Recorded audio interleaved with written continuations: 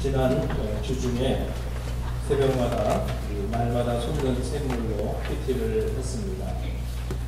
먼저 새벽 예배는 못 나오셔도 그 PT 책을 가지고 집에서 꼭 하시기를 바랍니다. 자, 거기 보면 요셉의 스토리가 나옵니다. 요셉의 이야기는 우리가 어릴 때 주일학교를 다닐 때부터 들어왔던 매우 익숙하고 또 그 이야기 전개가 상당히 드라마틱한 그런 스토리입니다. 요셉의 인생 여정은 한마디로 참 파란만장했다, 그렇게 볼 수가 있습니다. 갖가지 곡절과 시련이 많고 변화가 심하다는 그런 뜻이죠. 자, 한번 그를 정리를 쭉 해봤습니다. 요셉의 여러 가지 많은 이야기들, 사건들을 오늘 총정리 한번 해드리도록 하겠습니다. 자, 형들에게 미움과 시기를 받아올 때 24세까지 그 17살이라고 하는 나이에 이제 팔려가서 이집트의 노예로 팔려가는 그런 신세가 되었고, 또 나름대로 성실하게 이제 장군의 집에서 일을 했는데 그 장군의 아내의 유혹을 받아서 그걸 뿌리쳤습니다. 유혹을 뿌리치고 신앙 양심을 지켰으니까 하나님께서 축복을 해주시는 것이 아니라 오히려 더 감옥에 갇히는 그런 신세가 되고 말았다는 거죠. 우리가 하나님 뜻대로 순종하며 살면 당장 무슨 정말 좋은 결과가 꼭 있는 것은 아닙니다. 단기적으로 보면 오히려 더 손해를 당하거나 오해를 받거나 어려움을 겪을 수도 있습니다. 장기적으로 보면 하나님이 책임져 주신다는 거죠.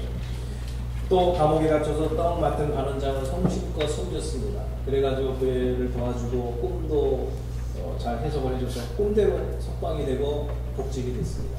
그러면서 이제 가시면은 저 좀 억울하게 들어왔는데요, 저 좀 꼭 빼주세요. 뭔가 좀 이렇게 부탁을 드렸는데 알았다고 힘 좀 써보게. 사람이요, 그게 급할 때는 그렇게 약속을 하지만요, 자기 일이 바쁘고 가면요, 그러면 꼭 잊어버리는 것이죠. 그렇게 해서 요셉을 까마득하게 잊어버리고 말았습니다. 자, 만일에 저와 여러분이 실생활에서 이런 일들을 경험한다면 우리들의 감정 상태가 과연 어떨까 한번 상상해 보는 시간입니다. 자, 예를 들면 우리 자녀들이 학교를 가는데 인신매매가 예매단이 유괴를 해가지고요, 그걸 팔아먹으려고 이렇게 했다고 한번 생각해 보세요. 그러면 우리가 얼마나 그냥 가슴이 철렁하고 괘씸하고 미친 사람 아니냐고 그러고 화를 내겠죠. 여러분, 미국에서 10만 명, 매년 10만 명 이상의 미성년자들이 인신매매에 희생되고 있다는 거 아세요? 그만큼 우리가 알게 모르게 그런 사건들이 많이 일어나고 있습니다. 매춘으로도 팔리고 어디 정말 이렇게 노동으로도 팔리고 그런 일들이 미국에서도 있다고 합니다. 자, 우리 자녀들에게 만약에 그런 일이 생기면 얼마나 격분을 하겠습니까? 또 가장 믿는 형제, 가족한테 배신을 당해보세요. 얼마나 상처가 크겠어요. 그래가지고 정말 형제나 자매나 가족 중에서 그 재산에 대해서 욕심을 품고, 그래서 나에게 손해를 입히고 자기 욕심을 챙기고 여러분 이런 불이익을 당했다고 생각해보세요. 어떻겠습니까? 돈하고 관련되면 우리 마음이 굉장히 민감해지는 거죠. 그럼 아마 굉장히 상처가 되고 괘씸하고 막 밤에 아마 잠이 안 오실 것 같아요. 대부분 우리가 그렇습니다. 자, 그 다음에 성적 유혹을 이제 요셉이 거절했는데, 여러분이 만약 직장에서 어떤 그런 일이 있다 한번 상상을 해보세요. 이성이 유혹을 합니다. 요즘 보시면 한국에서는 노골적으로 그냥 결혼한 사람도 막 유혹을 한다는 거예요. 그렇게 했는데 신앙 양심사 그런 걸 딱 거절을 했습니다. 그런데 이제 자존심 상하니까 이제 오히려 뒤집어 씌운다고 생각했어요. 아, 이 사람이 말이야, 아무도 없는데 나에게 성희롱을 했다. 뭐 증거도 없고 말이죠. 아, 이거 증명할 수가 없는 거예요. 그래가지고 이제 경찰서를 가서 조사를 당한다고 생각해보세요.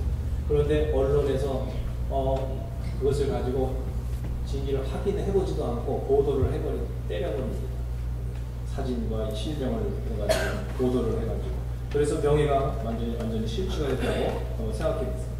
그리고 사람이 심리가 이상해가지고요, 만일에 누가 나쁜 짓을 했다 그러면 나중에 아닌 걸로 밝혀져도 그 사람을 보면 저 사람 이렇게 좀 이상하게 보게 되는 것이 인간이라고 합니다. 예를 들어서 여러분, 여기 강 목사가 돈을 횡령했다, 아니면 무슨 여자 관계가 있다, 만일에 그런 소문이 났다고 생각합니다. 그래 나중에 다 조사해 보니까 아니다, 아니구나. 그런데 여러분, 그렇게 한번 들으면요, 주일날 설교 들으려고 그러면 딱 보면은 저 양반 혹시 그런 거 아니야? 그런 이상한 좀 생각이 드는 게 인간이에요. 그런데 이렇게 한번 억울한 누명을 쓰니까요, 그게 회복이 되기 어렵습니다. 비록 그것이 사실이 아닌 그런 누명을 쓴 거라고 할지라도, 그럼에도 불구하고 사실 명예가 많이 회복이 되기가 어려웁니다. 얼마나 참 억울하겠습니까? 그런 상황에서. 자, 또 여러분이 누군가에게 도움을 많이 줬다고 생각해 보세요. 정말 많이 도와줬습니다. 그분이 정착하는데 굉장히 도와주고 막 이렇게 사랑을 베풀었습니다. 그래서 정말 그 사람과 좋은 관계라고 생각하고 있었는데, 어느 날 내가 조금 도움이 필요한 거예요, 그 사람. 그래서 원래 잘 도와달라는 얘기 안 하는데 할 수 없어가지고 그냥 굉장히 간단한 걸 도와달라고 했는데 안 돼, 못해요. 딱 잘라서 그렇게 얘기를 한다고 생각해보세요. 얼마나 배신감이 느껴지겠어요. 나는 얼마나 많이 시간을 투자하고 도와주고 막 내 돈을 써가면서 그렇게 했는데 그거하고 하나 안 도와준다고 사람이 어떻게 저럴 수가 있어 하면서 굉장히 아마 섭섭하게 생각을 할 거예요. 자, 이게 바로 우리 사람입니다. 인간의 감정이라는 것이 그렇게 굉장히 아주 미묘한 것이죠. 자, 그런데 이렇게 상상도 할 수 없는 부당한 일들을 한두 번도 아니고 여러 사람들에 걸쳐서 거의 한 13년 이상 이런 어려운 일들을 계속 겪었던 요셉인데, 요셉은 어떻게 그런 상황 속에서도 상당히 쿨하고 굉장히 이렇게 아주 평온을 유지하는, 다혈질적으로 막 이렇게 막 반응하지 않고 굉장히 그냥 온유함을 그대로 유지할 수 있는 어떤 그런 사람이 되었을까? 아마 우리가 이런 일을 겪었으면 얼굴이 벌써 울그락불그락하죠. 우리는 벌써 이 감정이 얼굴로 팍 나오잖아요. 그래가지고 아마 그냥 임전태세를 갖추고 누가 한마디만 하면 그냥 팍 쏴줘야지, 이렇게 아마 생각을 하면서 머릿속에서 어떤 얘기로 쏴줄까, 그런 상상까지 하고 있을지 모릅니다. 그런데 요셉은 그렇지는 않았습니다. 요셉은 어떤 상황 속에서도 사람이 감정이 그렇게 막 흔들리지 않고 그대로 원래 모습을 그대로 유지하고 있을까? 과연 어떻게 그럴 수 있을까? 우리도 그렇게 살 수는 없을까? 그것이 설교의 주제입니다. 자, 한마디로 말하면요, 요셉과 나의 차이점이 뭐냐, 이렇게 우리가 생각해 보니까 한마디로 실력의 차이입니다. 신앙의 실력이 있다는 거거든요. 실력 차이입니다. 학교 다닐 때 여러분 보면요, 공부 못하는 학생, 성적이 안 나오는 학생들은요, 굉장히 많은 핑계를 가지고 있어요. 시험을 이게 볼 것 같습니다. 그러면 뭐라고 그러냐, 친구들끼리 라고 보면서 뭐라고 하냐면, 아유, 시험 문제 이지같이 돼가지고. 근데 공부 잘하는 학생들은 그래도 잘 득점 받는데 그 핑계죠. 또 아니면 이번에 이렇게 성적이 떨어졌냐고, 시험 본 전날 그냥 설사병이 나가지고 그냥 컨디션이 너무 안 좋았어요. 근데 이 학생은 근데 맨날 컨디션이 안 좋아요. 어떻게 중간고사도 안 좋고 기말고사도 컨디션이 안 좋아요. 그 다음에 또 어떤 시험장이 얼마나 추운지 난로가 저희들 안 돼가지고 얼마나 그냥 어수선한지 말이야. 집중이 안 되더라고요. 집중. 근데 공부 잘하는 학생들은 다 집중하거든요. 그러니까 이 핑계가 없어요. 이제 다음 주가 되면은 올림픽 경기를 시작이 되고 축구도 있고 막 하는데요. 그 감독들이 중간에서 이제 예선 탈락을 해가지고 일찍 귀국을 합니다. 그러면 이제 공항에서 기자들이 왜 이번에 이렇게 부진했냐고 물어보면 핑계들이 많아요. 시차 적응에 실패했습니다. 뭐 여러 가지 핑계들이 있는데 시차 적응 안 하는 선수단이 어디 있습니까? 차라리 참 세계 무대에 서니까 아직까지도 실력의 격차를 많이 느낀다고 더 열심히 한번 해보겠다고 그냥 그렇게 솔직하게 하면 되는 거죠.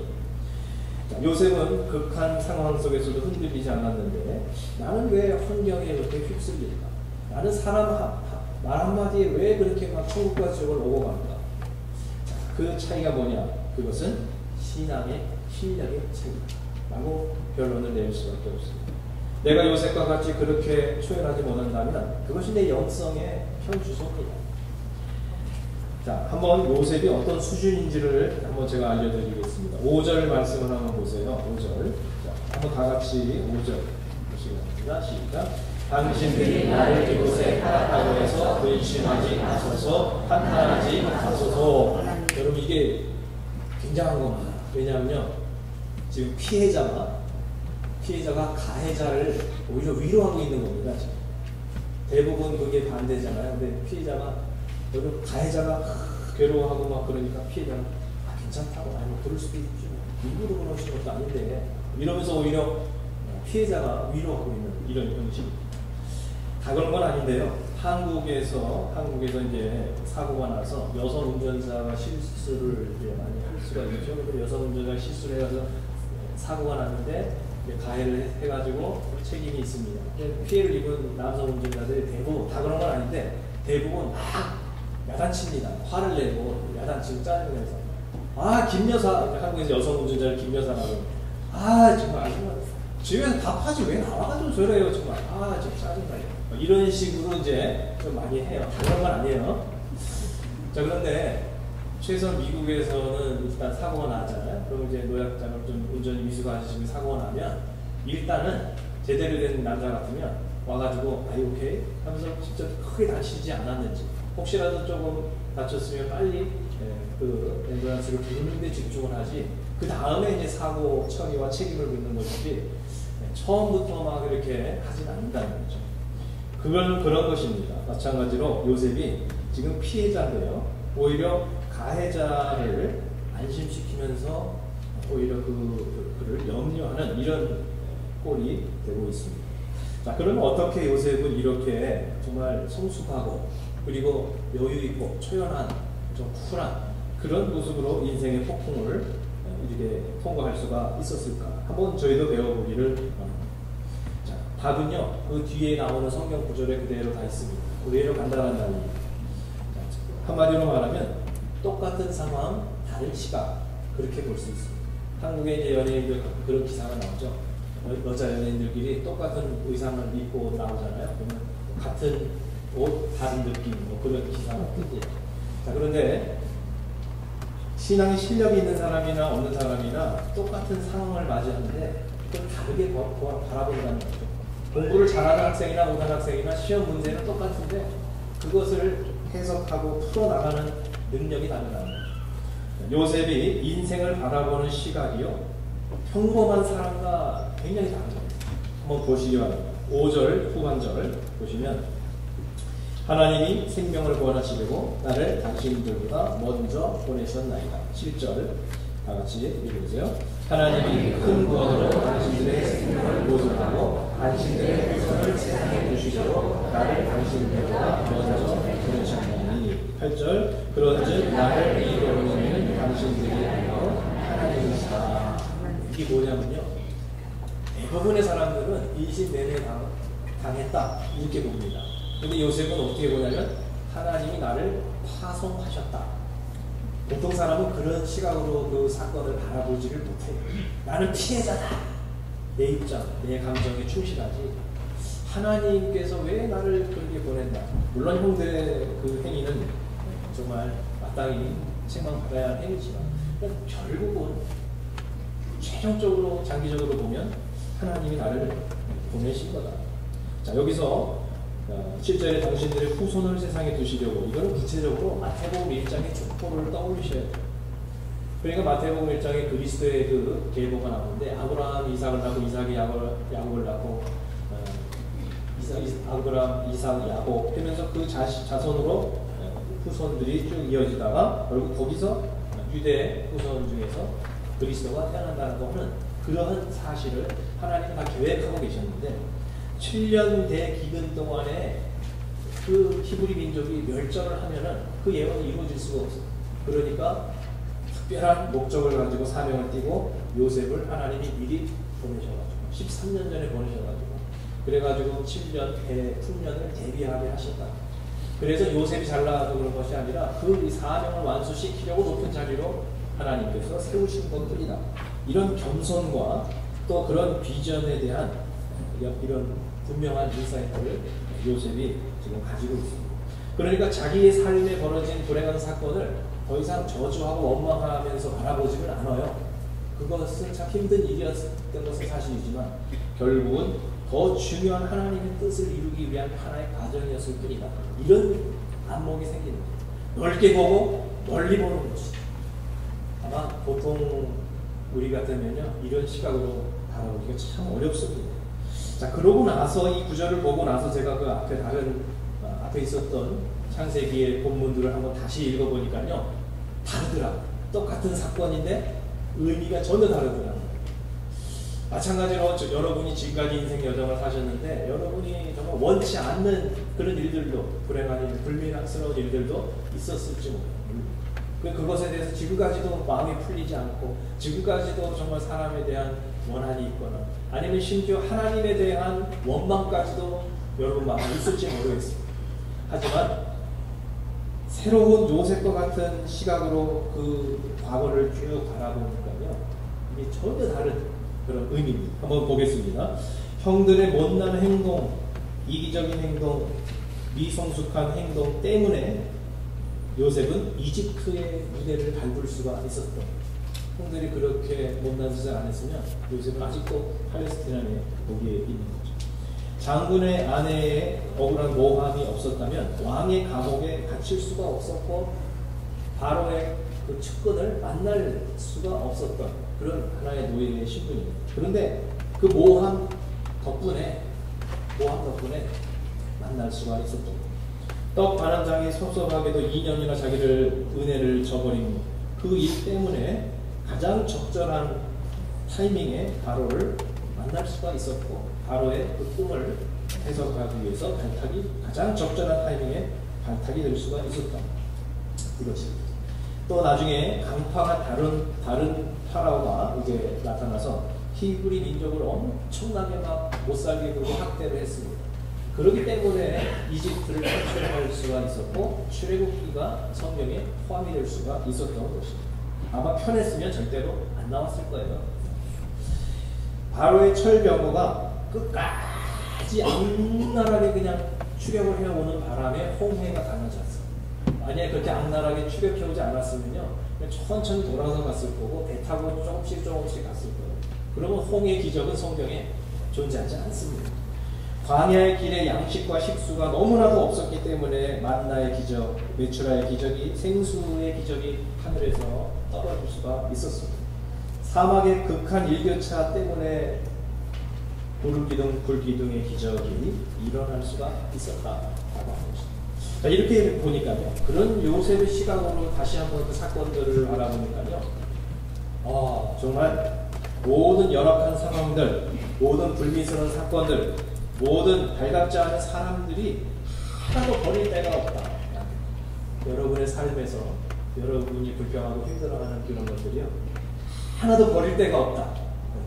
그렇게 생각하십니다. 그럼 따라서 하나도 버릴 데가 없다. 네, 하나도 버릴 데가 없다. 심지어 여러분이 싫어하는 사람조차도 사실은 여러분의 선생님입니다. 그래서 하나님께 순종하는 사람들에게는요, 결국 장기적으로 보면 어떤 힘든 과정을 거치든 간에 결론은 해피엔딩이다 라고 하는 것을 성경에서 보여주고 있고, 요셉도 그것을 믿었기에 비록 과정이 힘들고 어려웠지만 저주하거나 원망하거나 불평하지 않고 쿨하게 기다리고 끝까지 오늘도 이렇게 살아갈 수가 있었다라고 하는 것입니다. 여러분, 그 삼공부 중에 새로운 삶의 예화 중에 그 영화 이야기가 하나 나오는데요. 그 중에 좀 다른 그 내용을 좀 잠깐 얘기를 해보고 싶습니다. 리차드 기어 주연의 사관과 신사라는 그런 영화인데요. 자, 그 중에서 그 해군 장교로 이제 그 훈련소 학교입니다. 그 훈련을 시키는 사람이 흑인 해병 교관입니다. 그 해병 교관들, 훈련 교관들을 DI라고 부르는데, 드릴 인스트럭터라고 하는데, 굉장히 무섭습니다. 여기 나오는 장면인데, 해병도 교육하고, 미국은 이제 해군, 해병이 이제 거의 하나니까, 그렇게 이제, 훈련을 하는데, 아주 그냥 훈련병들이 치를 떨죠. 한국에도 해병 한 6주 정도 훈련을 하는데요. 중간에 그냥 짐 싸고 가기 원하면 가게 해줘요. 그럼 이제 다시 일반 학교로 이제 가든지. 그러는데 너무너무 힘들어서 저희 제가 인천에서 중고등부 담당할 때 그 학생들이 고등학교 졸업하고 특전사하고 해병대 가는 그 유행이 들었어요. 한 명이 가니까 너도 나도 가는 거예요. 그러니까. 근데 그 중에 하나는 갔는데 중간에 그냥 못 견디고 돌아왔어요.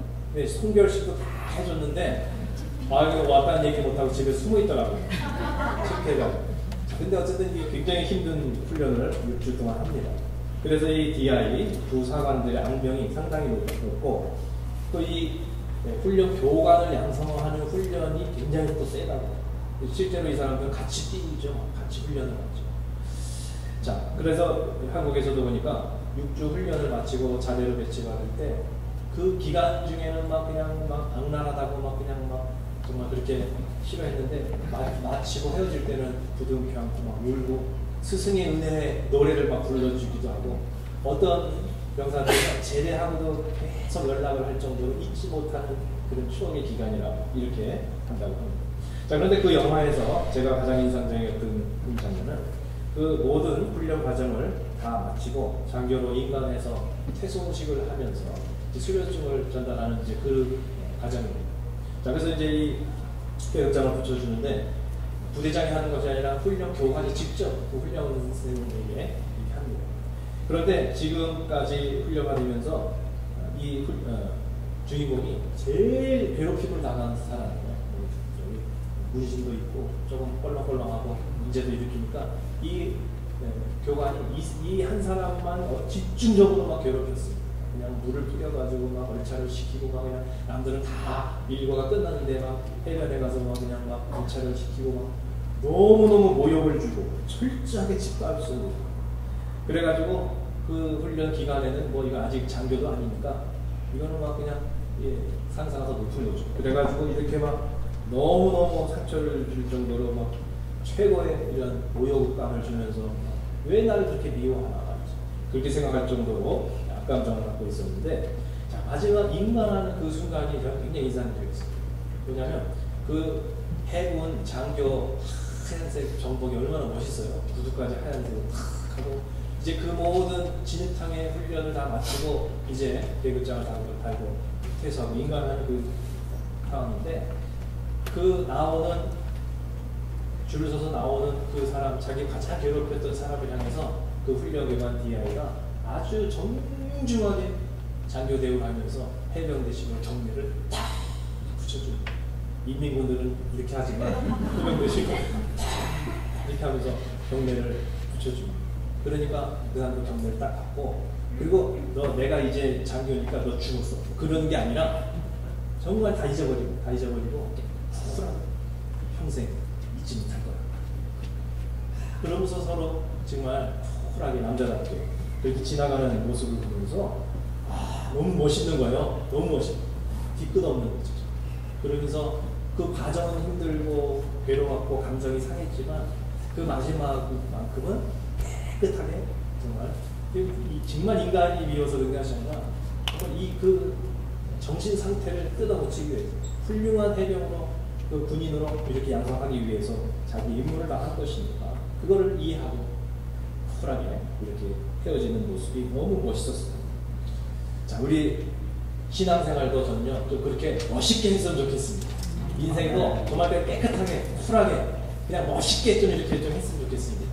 시원하게 그렇게 하지 마. 하나님께서 여러분에게 주신 시험 문제를 여러분 잘 풀어 나가시기를 바랍니다. 100점 맞으라는 거 아니에요, 하나님. 여러분 최선을 다해서 푸시기 바랍니다. 백지 내놓고 옆에서 잠자고 그러면 안 돼요. 유급하지 말고 자퇴하지 말고 중간에 훈련해서 스스로 퇴소하지 말고 최선을 다해서 그 문제를 풀어나가야 합니다. 자, 그래야만 우리가 다음 단계로 넘어갈 수가 있는 거예요. 그 다음 단계 하나님께서 우리에게 베푸시고자 하는 복이 있고 더 풍성함이 있는데 우리는 그거를 넘지를 못하는 거죠. 그래서 맨날 평생 그냥 거기서만 맴도는 거예요. 내 수준에서만 맴돌고 더 이상 다음 단계 신앙 단계로 나가지는 못하는 거예요. 얼마나 안타까우시겠어요. 자, 그래서 우리가 이제는 정말 요셉을 통해서 우리도 그것을 배워야 합니다. 요셉은 어떻게 이런 영적 실력을 키울 수 있었나? 타고난 것도 물론 있습니다. 그러나 그가 꿈꾸는 자였다는 것을 여러분 기억하시기 바랍니다. 그의 별명이 드리머였습니다. 하나님과 교통하는 그 체험을 통해서 그가 이렇게 변화가 되었고 실력을 더 키울 수 있었다라고 하는 것이죠. 자, 시편 145편 3절 한번 보시기 바랍니다. 다 같이 보세요. 시작. 여호와는 광대하시니 크게 찬양할 것이라. 그의 광대하심을 측량치 못하리로다. 하나님이 너무나 넓으신 분이시기 때문에 하나님을 제대로 체험하고 만난 사람은요 같이 넓어질 수밖에 없어요. 하나님을 체험했다고 그러는데 마음이 여전히 옹졸하고 좁으면요 하나님 제대로 만난 거 아닙니다. 그래서 더 많은 사람을 용납할 수 있게, 더 많은 사람을 사랑할 수 있게, 양보할 수 있는 그런 사람이 될 수밖에 없다. 오늘 요셉처럼 넓으신 하나님을 체험하고 넓으신 하나님의 비전을 여러분도 체험하셨습니다. 하나님 앞에 그러기 요셉처럼 되기 위해서 이번 한 주간에 열심으로 기도하는 기도에 힘쓰는 그런 여러분 되시기를 주님의 이름으로 축원합니다. 이 시간에 한번 다 같이 통성으로 기도하시기 바랍니다. 혹시 여러분 아직도 여러분이 후회하지 못하는 그런 사람이 있다면 결단하시고 또 이 시간에 혹시 여러분 내가 쿨하게 받아들이지 못하는 그런 어떤 상황이 있다면 하나님 안에서 그걸 그대로 받아들이시기 바랍니다. 오늘도 요셉과 같이 정말 이렇게 어떤 상황에 휩쓸리지 않냐고 사람에게 연연하지 않고 이렇게 초연해서 나갈 수 있는 인생과 신앙만 되게 바랍니다. 다 같이 한번 통성으로 기도하겠습니다. 하나님 아버지